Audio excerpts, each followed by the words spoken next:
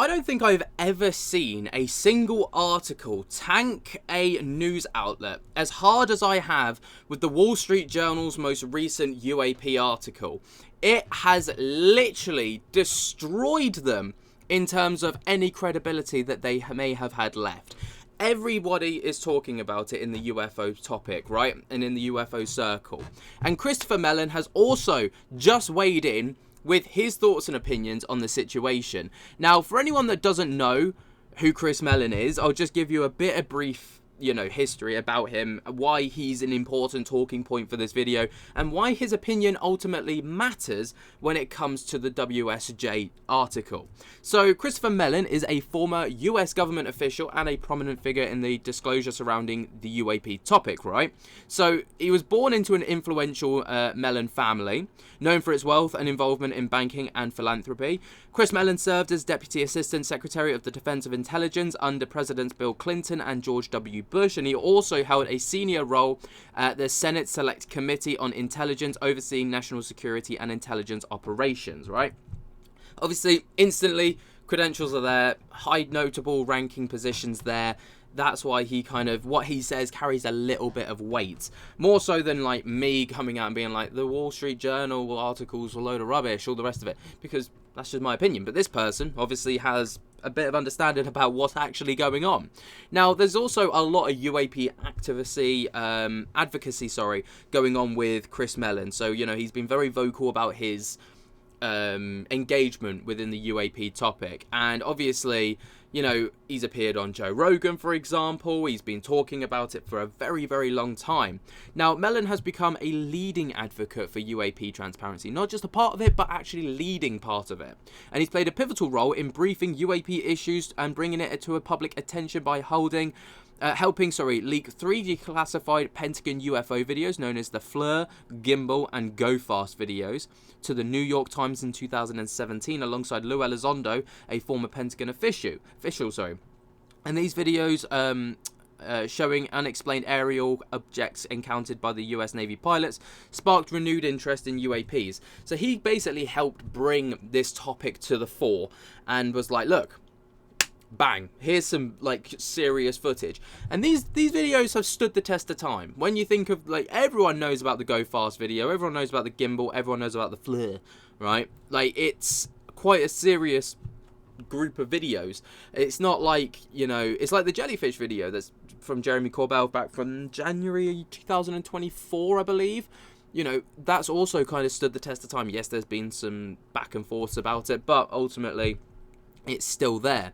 Now, Christopher Mellon has come out over on his private Twitter on the 20th of June 2025 stating, regarding the WSJ article, every American should know that their government has confirmed the reality of UAPs. Specifically, US officials responsible for analyzing thousands of military US UAP reports submitted to the Pentagon have acknowledged data confirming the presence of intelligently controlled vehicles exhibiting technological capabilities that we do not understand and cannot replicate. These are explicitly not secret US aerospace platforms. The Department of Defense has long been aware that the Air Force disinformation program described by the WSJ, and clearly it has not altered their assessment of UAP reality. So what then is the real significance of the WSJ story, and why would a front page article on UAP fail to mention the US government's official position, conveying instead of impression directly contrary to the facts? The man speaking facts, right? So there's obviously a lot more to this than just on the surface. So he obviously disputes that the Wall Street Journal's assertion on the UAP phenomena are largely explained by conventional means, which is what they try to convey in their articles, such as Pentagon disinformation or electromagnetic generator tests, for example the 1967 Malmstrom Air Force Base incident. And he argues that the article actually misrepresents the reality of UAPs, which US officials have confirmed through thousands of military reports analysed by the Pentagon. So obviously, he's basically calling them out and being like, how can you say it's this when all of the facts and the proof sits here and says the contrary? Now, he also makes accusations of unprofessional journalism, which is, completely warranted. So, people, not just himself, but many others, including Voices on X, have called out the Wall Street Journal journalist Joel Schechter for unprofessional and unethical behaviour in the article's reporting. And Mellon confirmed having a negative experience with the Wall Street Journal, aligning with similar complaints from figures like Ryan Graves, a former Navy pilot and UAP advocate. Some have demanded a retraction of the story, urging readers to contact the Wall Street Journal's editor-in-chief.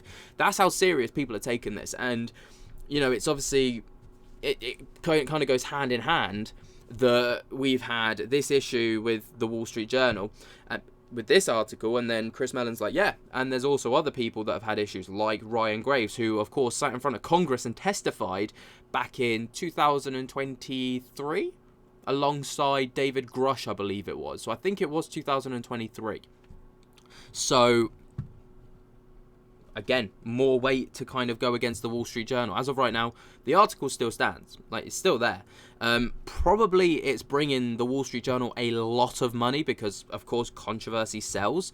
And, you know, Chris Mellon then goes on to talk about, like, you know, he emphasizes that the US government has acknowledged UAPs as a real phenomenon, supported by data from military sensors and pilot testimonies. And he urges the Wall Street Journal's narrative undermines credible evidence from congressional efforts towards transparency, such as the All-Domain Anomaly Resolution Office, which investigates whistleblower and investigations and whistleblower protections. So there is a hell of a lot to go off there, you know, and it does undermine the strides forward that people have made to try and get the UAP topic out there, like these congressional hearings. And then all of a sudden this big Wall Street Journal comes along, one of the biggest article outlets, you know, especially over in the States, comes along and is just like, I'm going to completely undo all that by stating X, Y, and Z.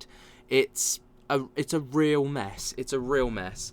Now, you know, Mellon's already had some run-ins with the Wall Street Journal, so, you know, he's even stated in articles on UAPs, notably in 2022, for example. He did a piece on his website where he refuted claims by Holman Jenkins Jr.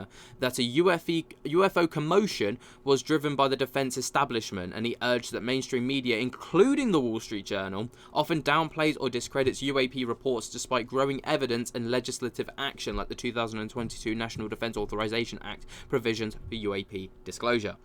Now, basically, he's just hammering home the point that he's always tried to make against the Wall Street Journal and other news outlets who are, you know, like when you think of state-controlled